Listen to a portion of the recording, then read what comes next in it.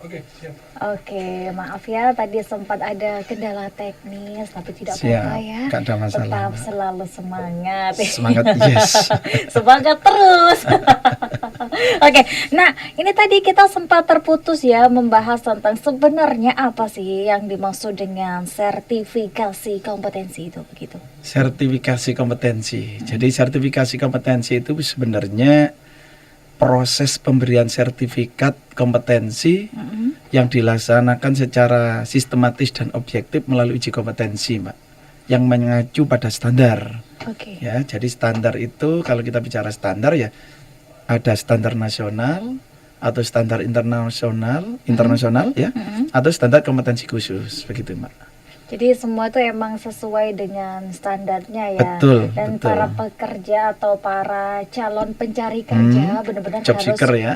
job seeker harus benar-benar paham bahwasannya ketika melamar kerja, ketika ingin dilirik harus ada sertifikasi begitu ya. Betul, Biar betul. lebih ya, soalnya sekarang itu loh banyak sekali orang yang lulus S1 aja ya, para calon tenaga kerja job seeker itu susah cari kerja. Betul, Gara-gara betul. itu ada satu yang diabaikan, Betul, dianggap betul. aduh IP saya sudah tinggi, dianggap Allah saya sudah benar-benar kompeten begitu, Betul, pasti merasa perusahaan sudah punya skill gitu itu ya. sebenarnya nggak bagus ya Pak ya, kalau untuk kita terlalu sombong duluan sebelum bener nggak sih? Ya mana Soalnya apapun paling merasa gitu kan. Jadi katanya gini, apapun itu kalau sombong ya pasti nggak bagus gitu aja.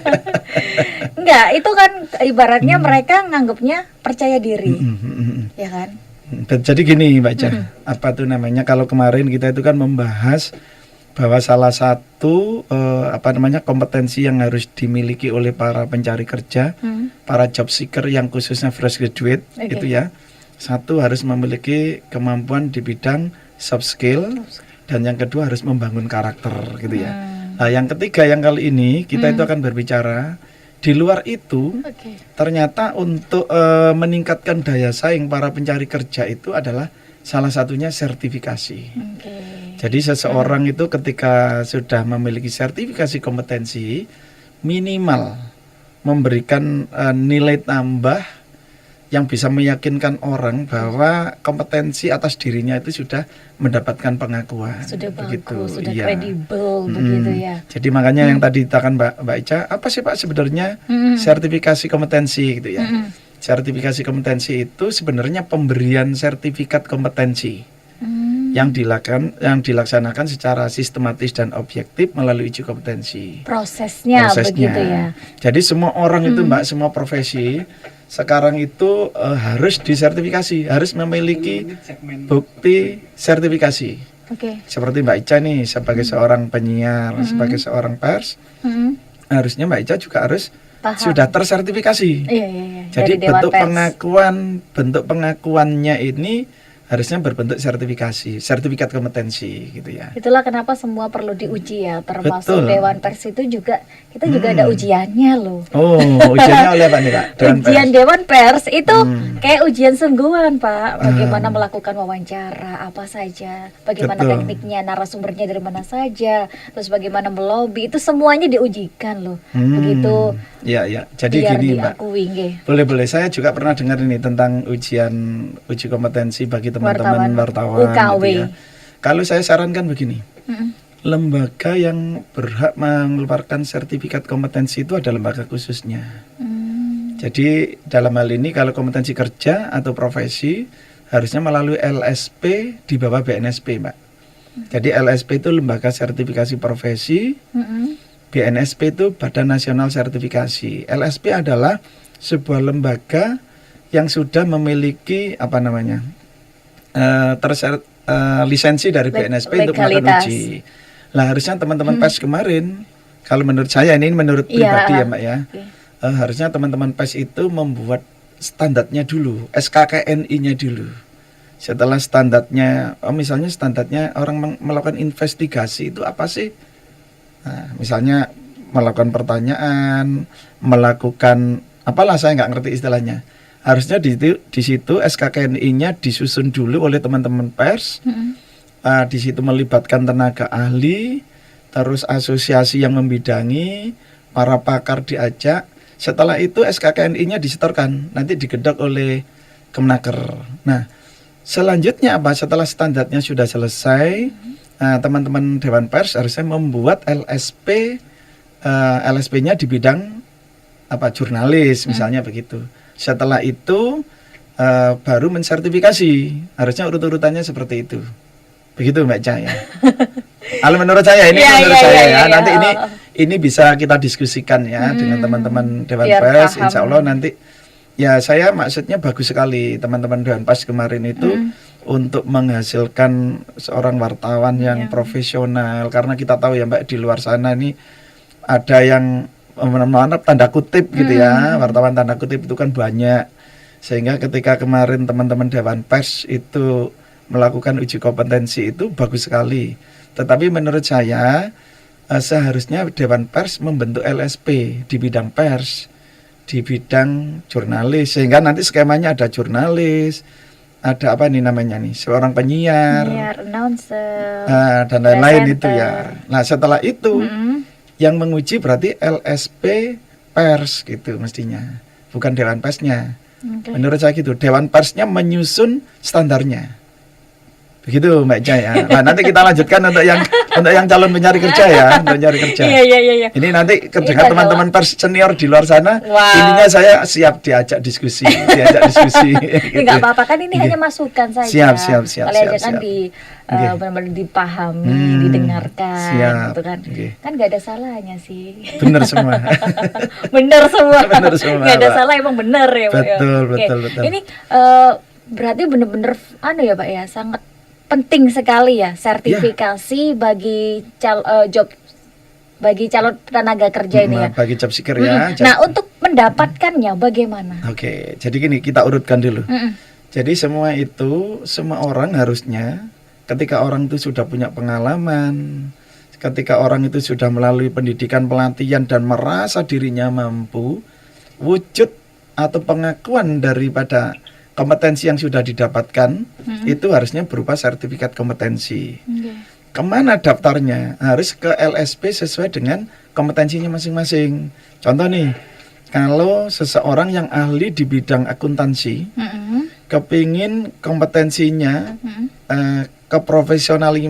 keprofesionalismenya itu diakui secara formal, daftarnya ke LSP yang membidangi akuntansi. Ketika teman-teman kita di luar sana ahli las misalnya gitu Mbak, saya ingin bahwa mendapatkan pengakuan secara profesional tentang kompetensi saya di bidang las atau karir saya sebagai ahli las gitu ya. Maka seseorang itu harus mendaftarkan diri ke LSP yang membidangi las. Setelah itu diuji dan akhirnya lulus atau kompeten, ya sudah, akhirnya mendapatkan sertifikat pengakuan berupa sertifikat kompetensi tadi Mbak. Jadi yang namanya sertifikat kompetensi itu adalah bentuk pengakuan formal yang menyatakan bahwa orang yang menyandangnya itu telah mencapai minimal standarnya tercapai. Tentang aspeknya apa? Baik skill, knowledge atau attitude-nya. Begitu Mbak Ica. Wah, itu sangat-sangat perlu dipahami ya bagi calon pencari tenaga kerja. Bahwasannya apapun yang kamu usahakan, salah satunya harus benar-benar tersertifikasi, begitu ya. Betul. Nah, ini kita mau tanya nih Pak tentang sebenarnya ya, itu adalah salah satu fungsinya ya Pak ya, salah satu manfaatnya. Salah satu manfaatnya. Nah, betul. kalau kita tanya fungsi. Iya. Fungsi atau manfaat ini? Dua-duanya. Kalau jadi gini. Jadi biar paham ini. Betul, oke, siap. Jadi gini, orang yang sudah mempunyai profesi tertentu seperti Mbak Ica nih di bidang pers, atau sudah memiliki kompetensi tertentu, ketika kita tidak memiliki pengakuan secara formal, rugi banget Mbak. Karena apa? Sertifikasi itu adalah pemberian sertifikat kompetensi, bentuk pengakuan. Kalau Mbak Ica setelah menyelesaikan pendidikan, itu kan bentuknya ijazah. Berarti Mbak Ica telah melaksanakan secara pendidikan sudah melampaui standar yang sudah ditentukan. Ketika ujian berarti lulus. Ketika Mbak Ica mendapatkan pengakuan kompetensi kerjanya, maka bentuknya adalah sertifikat kompetensi. Jadi sertifikat kompetensi itu nanti manfaatnya apa? Bisa meyakinkan pada mitra atau apa nih, lawan bisnis gitu ya. Yang kedua, ketika bagi anak-anak job seeker, minimal perusahaan yang mau merekrut itu sudah tahu, oh ini anak ini itu sudah tersertified. Nah, artinya setelah memiliki sertifikat kompetensi itu sudah tersertified gitu ya.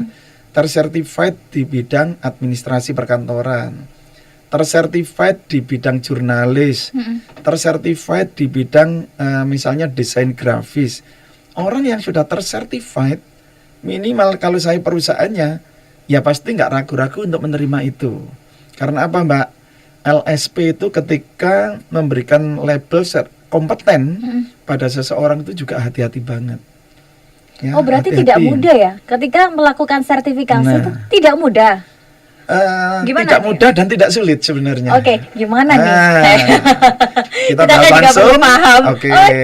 Kita Siap. juga perlu paham. Soalnya kan Siap. kadang orang, halah aku punya sertifikat. Ya, Itu kan ya, ya. Mau lulusnya itu bagaimana? Betul. Perlu berapa bulan atau Betul. berapa hari aja Oke, gitu. oke, Apa baik. yang harus dilakukan untuk lulus gitu juga kan? Siap. Harus Nah. ada kiat-kiatnya nih. Betul. Jadi gini, Mbak Ca. Mm.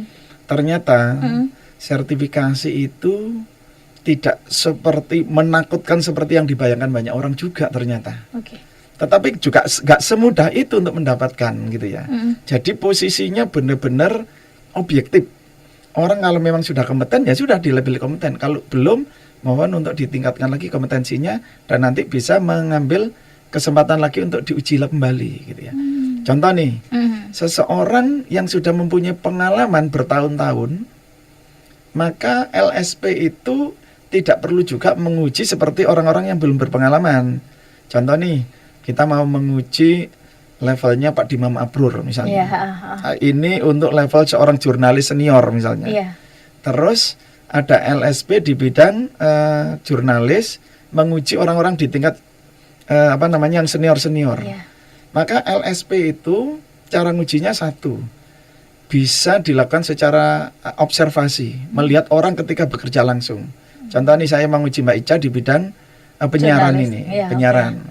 Maka ketika Mbak Ica melakukan penyiaran, ini saya amati saja, oh cara memberikan pertanyaan-pertanyaan fokus. Bicaranya nggak belibet, buletisasi dan sebagainya gitu ya Mbak ya. Oh ternyata memang wawasannya, etikanya di dalam menjadi seorang penyiar itu terpenuhi. Maka sebenarnya asesor itu melihat dari situ cukup. Setelah itu diwawancarai untuk melihat knowledge-nya. Jadi aspek kompetensi itu aspeknya adalah skill, knowledge, attitude. Oke. Mbak Ica dilihat secara skillnya ketika siaran nih. Ketika siaran, oh mampu menaik mic-nya. Kalau ada sekali waktu kadang-kadang ada trouble-trouble khusus, oh paham gitu ya. Ketika memberikan pertanyaan-pertanyaan, paham. Oh berarti secara skillnya bagus, suaranya bagus, public speakingnya bagus gitu ya. Terus yang kedua dilihat aspek knowledge-nya, pengetahuannya. Mungkin untuk pengetahuan LSP cukup memberikan pertanyaan-pertanyaan atau wawancara-wawancara. Mbak Isa bisa menjawab dengan lancar, bagus, sesuai, ya sudah kompeten, segitu saja sebenarnya. Yang kedua, apabila tidak bisa asesor tidak mendapatkan kesempatan untuk melihat langsung ketika asesi itu praktek langsung di tempat kerja, maka boleh dilakukan ujiannya bisa menggunakan metode lain, Mbak. Gimana tuh? Menggunakan demonstrasi. Demonstrasi itu berarti memperagakan ya, seolah-olah berada di ruang studio beneran. Padahal Mbak Ica ini sedang berada di luar, mendemonstrasikan atau mempresentasikan. Setelah itu kita juga akan melihat ini portofolio. Oh Mbak Ica ternyata ketika mau mengikuti uji kompetensi itu, oh sudah menyodorkan pernah berpengalaman menjadi seorang penyiar radio sudah sekian tahun. Terus sudah mengikuti pembelajaran sebagai seorang public speaker, sudah tersertified di bidang pelatihan public speaking ya. Sudah berarti seorang asesor yang menguji Mbak Ica itu mungkin dilihat dari portofolionya, rekam jejaknya itu tadi. Kita konfirmasi ke pihak tempatnya dulu Mbak Ica bekerja, ternyata Mbak Ica itu nggak pernah melakukan kesalahan-kesalahan yang fatal di tempat kerja. nanti diwawancarai ternyata nyambung, paham, ya sudah gitu saja Mbak. Tetapi Mbak Ica jangan lupa, Iya. bagi adik-adik kita yang baru lulus SMA, baru lulus S1, belum punya pengalaman, maka ujiannya ya suruh mempraktekkan, suruh memperagakan, ada uji tulisnya untuk menggali knowledge-nya. Jadi uji kompetensi itu adil banget bagi orang yang sudah pengalaman, orang yang sudah saat ini bekerja di bidangnya, diakui pembelajaran masa lampaunya berbentuk sertifikat, berbentuk portofolio tadi. Jadi nggak perlu diuji tulis, diuji apalagi multiple choice. Public speaking adalah, mic adalah, nggak perlu gitu ya, karena Mbak Ica sudah pelaku gitu. Nah sehingga Mbak kembali ke kompeten tadi. Kompeten itu adalah aspeknya apa? Skill, knowledge, attitude. Orang yang sudah memenuhi aspek itu di dalam profesinya masing-masing boleh diberikan sertifikat kompetensi oleh LSP ketika asesor itu sudah yakin dari data-data yang relevan tadi sudah ditemukan. Ya sudah. Jadi ya gampang ya sulit akhirnya kan begitu. Bagi orang yang sudah pengalaman, ya ternyata uji kompetensi itu gampang banget ya. Nggak perlu saya datang repot-repot, cukup melihat saya waktu siaran gitu. Diamati selama 1 jam, selesai. Ketika kita nguji las gitu Mbak, bidang las ya, orang itu sedang mengerjakan proyek-proyek, melakukan las, diamati mulai pagi, secara profesionalitasnya, skillnya mampu. Ternyata dia juga teliti, tidak melakukan kesalahan-kesalahan yang sifatnya, contoh nih tukang las, tiba-tiba di situ masih di lingkungan kerjanya banyak bahan-bahan yang mudah terbakar, terus kalau ngerokok sembarangan, menaruh alat-alat lasnya itu sembarangan yang memudahkan bakar, ini sangat mungkin orang yang meskipun sudah punya skill bisa jadi nggak kompeten. Tetapi orang-orang yang sudah memang secara skillnya sudah mumpuni, secara knowledge-nya ada, sudah cukup, terus berikutnya attitude-nya di bidang itu sudah bisa, ya sudah, gitu aja sertifikat kompetensi. Ya itu kan bagi dikeluarkan. gini, kalau itu kan kita tuh kita ngomongin soal orang awam ya. Orang Karena awam, kan oke, kita para kembali ke sana. calon pencari kerja, ya kan. Kalau kita Oke. ngomongin soal orang yang sudah berpengalaman, Gampang oke, banget. gampang gitu ya. Gitu betul. Nah, ini kita ngobrol kayak diskusi aja ya. Siap, Ya kan? siap. Kalau orang awam nih, yang baru, apalagi yang misalnya adik-adik yang baru lulus SMA, ya kan. Kalau S1 sih masih bisa. Betul. Kalau yang baru lulus SMA, begitu. Gimana memahamkan, mensosialisasikan ke mereka bahwasanya ini tuh nggak sulit. Ya, siap. Itu benar-benar, soalnya belum sudah takut gitu loh. Itulah Mbak. Jadi gini, mengapa banyak orang takut mengikuti sertifikasi? Padahal kita ini butuh banget untuk mendapatkan pengakuan terhadap kompetensi yang kita miliki gitu ya. Jadi sertifikasi itu bisa dilaksanakan untuk para pekerja pengalaman tadi. Bisa juga sertifikasi diberikan kesempatan kepada orang yang habis mengikuti pendidikan atau pelatihan, atau orang-orang yang sudah sebelumnya itu sebagai orang yang bekerja autodidak pun boleh Mbak. Oh saya ini nggak pernah sekolah di bidang las, tapi saya karena tiap hari ngelas, ikut paman saya ngelas, akhirnya pintar ngelas. Boleh nggak Pak saya mendapatkan sertifikat kompetensi? Boleh. Ketika Anda nanti dilihat asesor, coba disuruh ngelas, bisa. Anda suruh menjelaskan tentang las, mampu. Terus Anda juga orangnya nggak ceroboh, terus akhirnya secara attitude-nya itu bagus ketika ngelas, ya sudah cukup Mbak gitu. Jadi uji kompetensi itu nggak sulit, bener-bener nggak sulit. Tetapi juga nggak bisa diremehkan. Karena apa Mbak? LSP memberikan label kompeten itu harus hati-hati. Orang yang memang harus sudah kompeten ya harus sudah diberikan label kompeten. Jadi nanti yang diuji itu unit-unit Mbak. Unit-unit kompetensi itu gini, contoh menjadi seorang penyiar seperti Mbak Ica nih, public speakingnya. Terus kedua, cara apa? Ada 1, 2, 3, 4, 5. Kalau misalnya ada 5 itu 4 unitnya sudah dianggap kompeten, yang satunya belum. Maka diberikan kesempatan lain waktu untuk mempelajari yang satu unitnya saja. Oh tadi kok pas waktunya berbicara kok belibet ya. Beberapa kali belibet karena nervous ini. Nah akhirnya asesor itu bertanya-tanya, anak ini sebenarnya cara bicaranya bagus, tetapi kenapa tadi waktu saya uji kok buletisasi? Bisa jadi orang itu pas kondisinya nervous. Bisa jadi orang itu pas posisinya belum siap gitu. Lagi sakit dan sebagainya. Maka dari itu uji kompetensi dilaksanakan harus dalam kondisi happy. Jadi nggak menakutkan sama sekali. Adik-adik di luar sana Mbak Ca. Iya. Jadi untuk pencari kerja khususnya ya, lengkapi diri Anda dengan sertifikat kompetensi dari BNSP ya. Karena sertifikat kompetensi itu sangat merupakan bentuk pengakuan formal yang menyatakan orang itu kompeten. Dan HRD sudah tahu banget ini tentang sertifikasi. Ketika yang pelamarnya ini adalah orang yang memiliki sertifikat kompetensi, minimal HRD itu sudah poinnya sudah +1. Plusnya udah dapat duluan Mbak Ca gitu. Gitu Mbak Ca intinya ya. Oke, apalagi nih Mbak? Wah, banyak sekali unek-uneknya. Monggo unek-unek kita diskusi ya Mbak. Ya, kita diskusi ya Mbak. Jadi artinya saya juga nggak pinter loh ya Mbak. Kita diskusi saja. Iya, kita kan sama-sama diskusi Iya, begitu. betul. Nah, biasanya nih ya, kalau yang melakukan sertifikasi itu lembaga apa yang berwenang? Oke. Baik, terima kasih. Bagus sekali pertanyaannya Mbak. Orang di luar sana memang banyak yang bingung Mbak. Siapa sih sebenarnya yang mensertifikasi itu lembaganya apa? Nah itu. Jadi nggak sembarang sertifikasi begitu. Iya, ada bedanya sertifikat pelatihan dan sertifikat kompetensi. Kalau kita ikut seminar, ikut pelatihan, ikut kursus, sertifikatnya sertifikat pelatihan. Tapi kalau sertifikat kompetensi adalah sebuah sertifikat yang dikeluarkan oleh lembaga yang berwenang. Pertanyaannya Mbak Ca tadi, siapa lembaganya? Kan gitu ya Mbak Ca?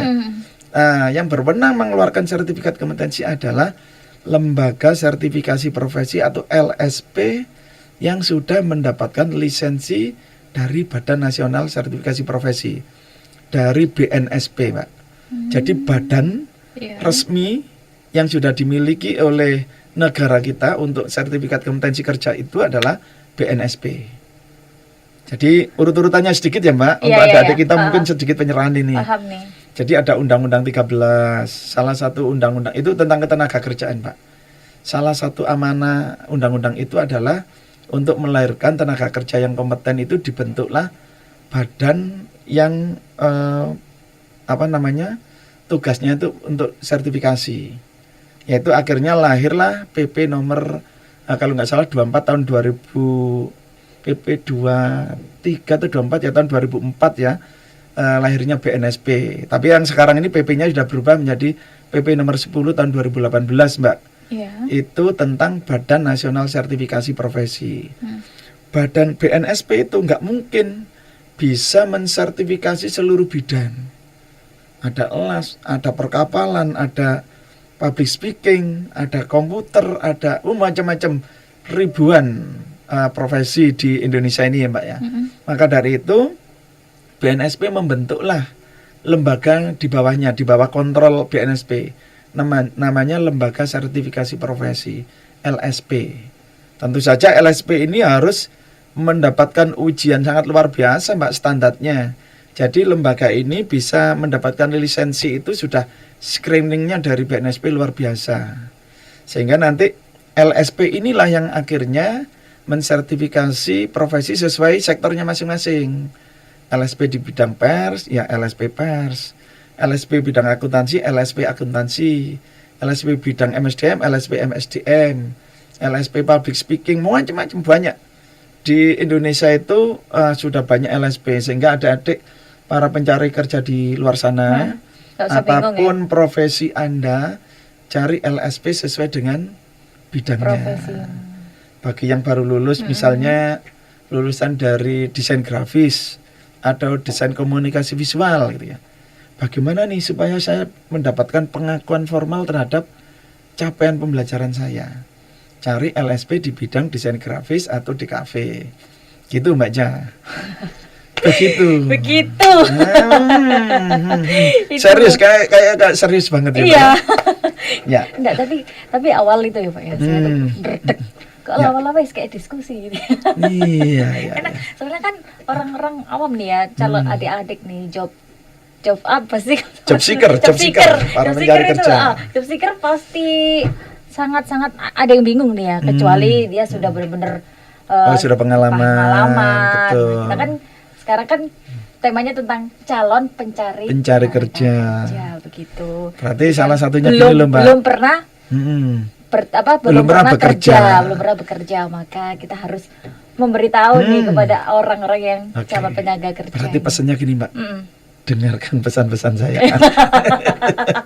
Jadi adik-adik para job seeker di luar sana ya. Jadi salah satu daya saing Anda adalah ketika adik-adik itu sudah memiliki atau memegang sertifikat kompetensi yang dikeluarkan oleh LSP di bawah BNSP, Pak. Gitu ya. Karena apa? Minimal akan menimbulkan sebuah keyakinan ketika diwawancara ini pede, Mbak. Oh, wong saya sudah tersertifikasi. Gitu ya. Yang kedua, akan mendapatkan perhatian khusus paling tidak itu dari HRD gitu ya. Setelah kita itu berangkat yakin dari rumah nih, wah karena saya sudah tersertifikasi, sudah mengantongi sertifikat kompetensi, pede dulu saya. Yang kedua memang dari sisi HRD nanti insya Allah akan mendapatkan porsi perhatian khusus ketika ada orang yang diwawancarai yang ini sudah punya sertifikat kompetensi. Yang ketiga, Mbak, gak salah ini, ketika nanti adik-adik itu sudah bekerja termasuk ke jenjang karir berikutnya, itu akan sangat membantu. Sangat mudah begitu. Kompetensi. Insya Allah di situ juga mendapatkan perhatian khusus karena orang yang sudah tersertified sama belum beda. Contoh gini loh, Mbak. Setiap hari itu kan kadang-kadang rame ketika ada tenaga kerja asing masuk Indonesia kan. Benar-benar. Kita rame. Protes ini tenaga kerja dari Cina masuk, dari Kamboja masuk, dari Vietnam masuk. Tapi jangan lupa di pasar bebas ini mereka masuk ke negara kita posisinya sudah tersertified di bidangnya. Nah, sementara kita mau melarang mereka, ternyata kita belum tersertifikasi. Nah, di sisi perusahaan tentu saja akan lebih menguntungkan menggunakan tenaga kerja tersertifikasi, Mbak. Produktivitasnya paling tidak. Nah, ketika kita melihat beberapa jurnal ya, Mbak ya, katanya produktivitas tenaga kerja Indonesia itu dibanding Vietnam aja masih kalah loh, Mbak. 1:4 gitu. Maksudnya itu 1:4 ini. 1 jam ketika orang Indonesia 1 jam itu menghasilkan 1 produk, orang Vietnam sudah menghasilkan beberapa produk. Ya. Wow. Nah, Indonesia dibandingkan dengan Cina itu 1:5. Dengan Korea 1:6, dengan Jepang katanya banding 1:7 di dalam jurnal yang pernah saya baca ya, Mbak. Nah, berarti dalam waktu yang sama, misalnya 1 jam nih, tenaga kerja kita di Indonesia itu menghasilkan 1 produk, orang dari Jepang 7. Hitung-hitungan perusahaan gini, kalau UMR Surabaya itu 4.300.000 umpamanya ya, Mbak. Ya. Nah, 4.350.000. Kalau saya gaji orang dari Jepang misalnya per bulannya 15 juta. Produktivitasnya 1:7. Untuk mana nih perusahaan, Pak? Ya, untuk orang yang sudah tersertified. Nah, makanya sertifikasi adalah salah satunya nih nanti untuk meningkatkan produktivitas, Pak. Nah, adik-adik luar sana sekali lagi, salah satu alat untuk bersaing Anda di tempat kerja adalah sertifikasi kompetensi. Gitu, Mbak Ica. Ya ampun.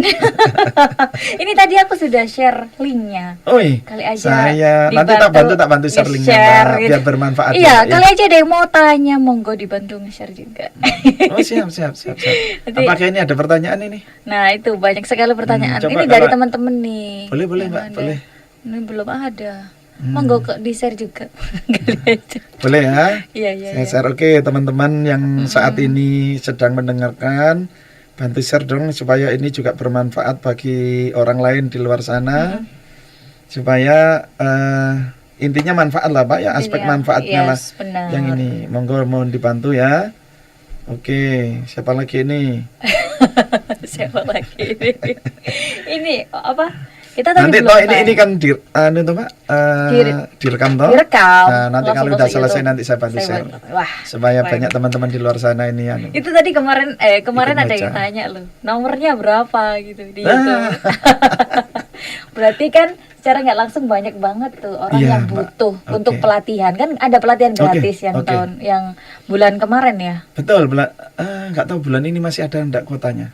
Mbak, satu lagi informasi. Iya. Baru saja saya untuk sertifikasi ini kan rata-rata berbiaya ya, Mbak. Mm-mm. Tetapi di tahun ini kemarin LSP saya nih, adik-adik di luar sana kebetulan ini saya ini kan pengelola LSP juga, makanya saya ketika ditanya Mbak Ica, insya Allah nyambung gitu ya. Lah ini barusan saja ada program PSKK, Mbak. Apa? Jadi Indonesia, negara kita ini setiap tahun itu menganggarkan luar biasa besar loh, Mbak, triliunan untuk masyarakat agar tersertifikasi. Namanya program PSKK. Nah mungkin ini kurang tersosialisasi dengan masif Masyarakat. di luar sana ya. Sehingga ini rata-rata gratis, Mbak. Kalaupun berbiaya murah sekali. Karena biayanya sudah disubsidi oleh pemerintah. Gitu, Mbak. Jadi harus Sayang disosialisasikan lah. sekarang. Jangan undangnya saya sekarang. Kalau kemarin-kemarin yang gratis-gratis itu banyak banget. Saya kebetulan dapat 400, Iya. 700 loh, Mbak. Peserta. Nah Wow. Karena ini yang gratis tuh enak. iya.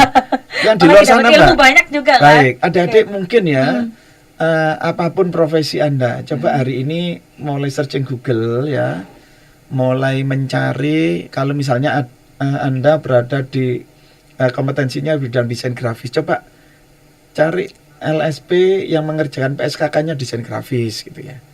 Yang programmer mau cari LSP pemrograman gitu. Yang kebetulan MSDM, LSP MSDM cari nanti di bel. Bu, Pak, masih ada enggak program PSKK-nya? Saya mau daftar. Insya Allah gratis. Itu pelatihannya 1 bulan sekali atau bagaimana nih? Gini, Mbak, sertifikasi itu tidak harus melalui pelatihan dulu.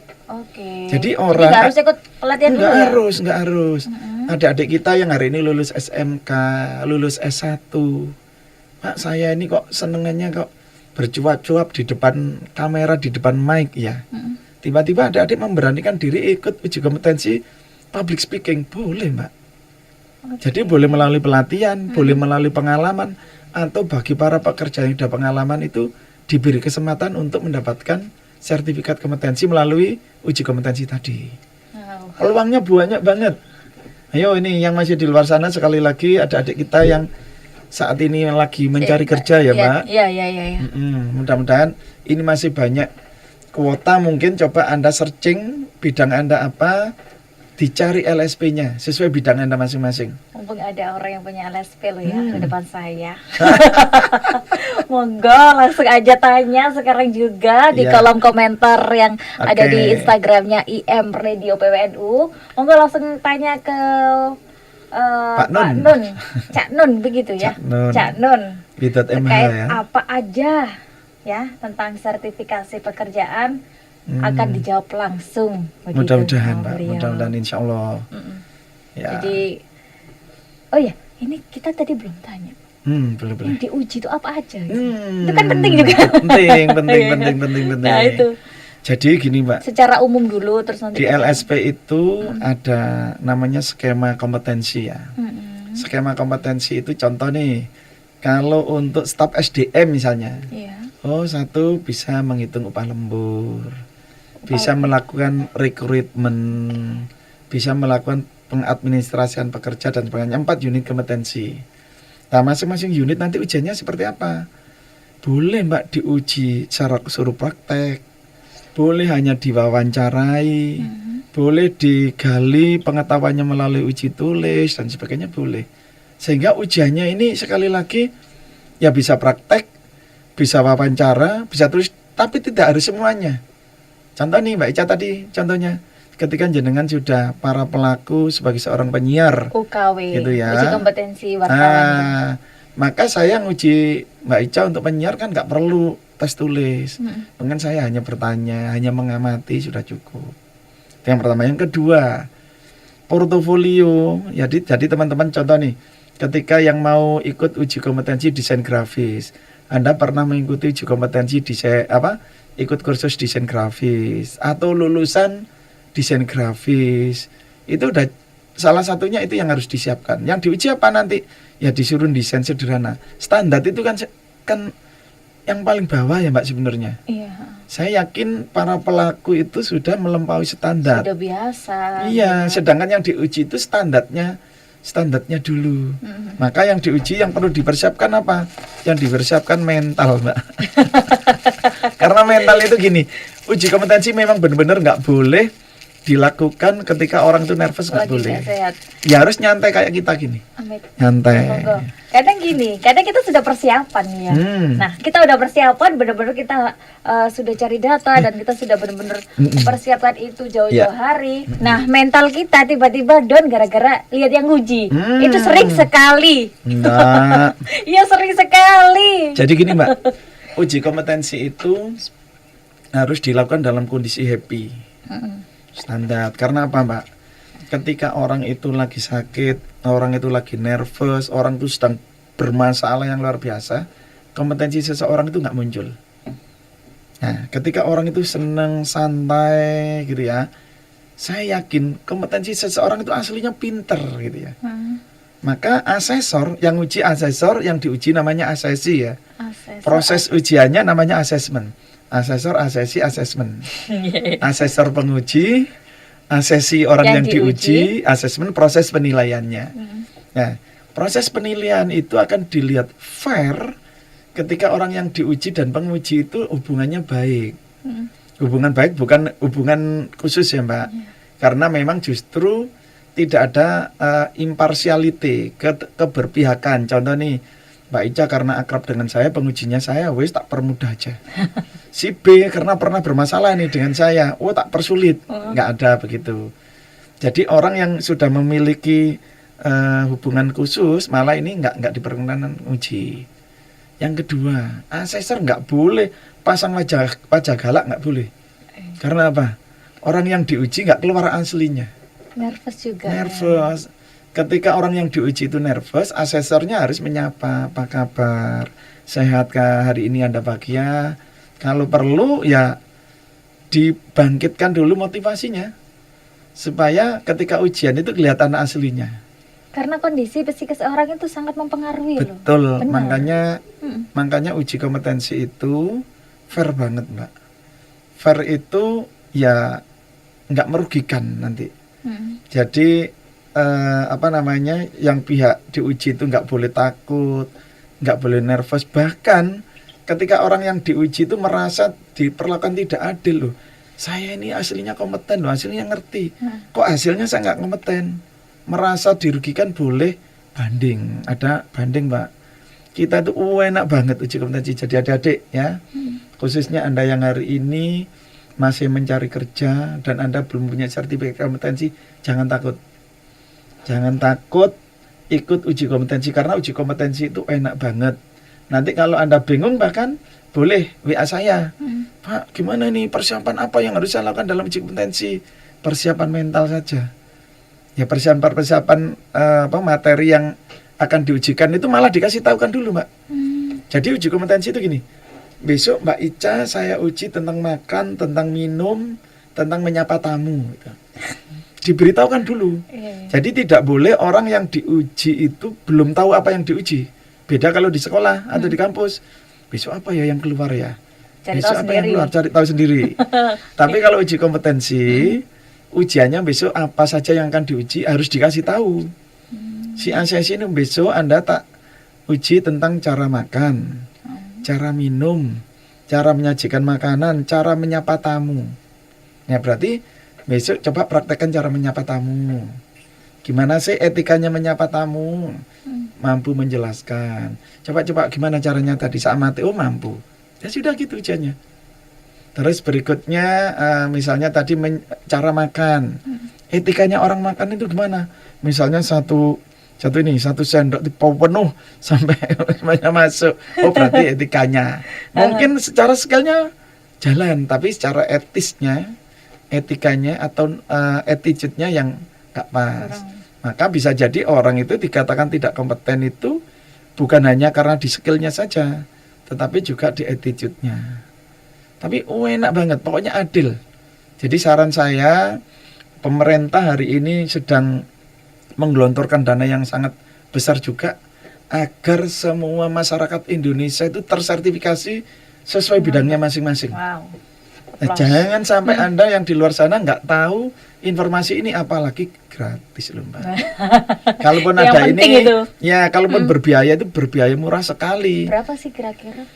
Tergantung. Enggak ratusan ribu atau bagaimana? Jadi kalau manajer ya pasti jutaan ya Mbak ya. Tapi kalau berarti tergantung profesinya. tergantung profesinya, Oke. tergantung pekerjaannya, tergantung jabatannya. Kalau PSKK itu adalah biayanya dari pemerintah tadi Mbak. Oke. Begitu. Ada yang bertanya enggak nih dari luar nih? Ada chat Iya nggak ini nih? belum ini. Oh, kalau belum silakan. Biasanya langsung nyantol-nyantol gitu. Oke. Tapi nggak kerasa ya sudah. Sudah 1 jam. Mbak? Iya. Cepat sekali ya Mbak ya. Kalau ngomong itu nggak kerasa ya. Oke. Dan emang bener-bener, Hmm. duh, enak ya kalau ngobrol sama mudah-mudahan. Cak Nun ini bener-bener paham gitu. Mudah-mudahan nanti bermanfaat ya Mbak. Intinya kita memberikan informasi, membantu memberikan informasi masyarakat. Kebetulan kita tahu lebih dulu gitu ya. Dan ini benar-benar penting khususnya bagi adik-adik kita para job seeker dan juga para karyawan yang saat ini sudah di posisi di tempat kerja loh Mbak. Bukan hanya para job seeker. Karena nanti untuk apa? Untuk analisa jabatan. Untuk karir berikutnya, peningkatan karir. Berarti perlu semua. Para profesional seperti Mbak Ica.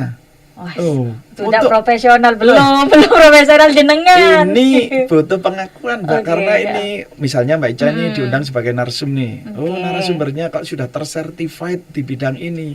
Loh, ini kan ikut membranding, meningkatkan branding ya Mbak ya. Iya. Salah satu personal brandingnya adik-adik itu ya, untuk memberikan nilai yang bagus di hadapan HRD.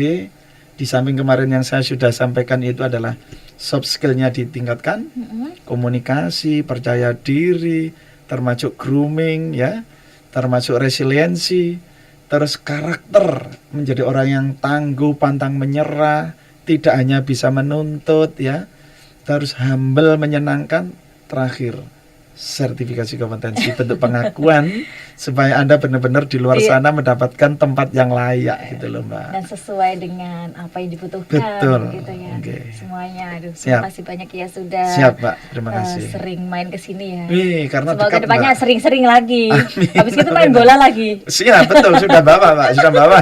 Oh gitu ya. Luar biasa ya, saya sudah diberikan kesempatan untuk memberikan pertanyaan wawancara kepada orang-orang yang seperti Cak Nun ini. Amin. Terima kasih sama-sama loh Iya. Mbak.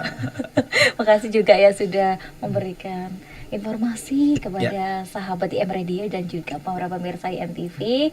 Next kali aja ada mau mampir lagi. Siap. Monggo. Karena ini kejalanan Pak, kejalanan kan Oke. ke main bola Pak. Jadi Rumahnya mana sih? saya di Regensi Kuda 2 Pak, Mangga 2, Surabaya. Oke, deket ya. Jangan lupa nih promosinya Mbak. Kalau beli aksesoris komputer HP kan ke Dindang Baru 3. Oh gitu ya. Nomor 50. Kemarin Mbak Ica tetangga loh. Ya, tetangga. Jangan sampai belajarnya ke jauh-jauh nih. Iya. Kita buka toko baru di situ. Monggo yang Siap. mencari aksesoris komputer. Langsung ke. Aduh ini Oke. sekalian promosi begitu. Oh enggak. Ini nanti Enggak. boleh dikat khusus Enggak. ini boleh dikat. Ini Dikat. tadi khusus Mbak Ica lupa saya masih siaran ini. Gak apa-apa, kasih bonus dikit gak apa-apa ya. Bonus. Kasih bonus aja. Oke. Dan untuk pemirsa IMTV, makasih sudah stay tune di sini selama 60 menit ke depan. Saya Ica Malia dan juga Cak Nun, gitu. Saya namanya apa? Cak Nun. Cak begitu. Nun. Cak Nun. Pamit undur diri. Terima kasih atas kebersamaan Anda dan sampai jumpa di lain waktu. Wassalamualaikum warahmatullahi Waalaikumsalam wabarakatuh. warahmatullahi wabarakatuh.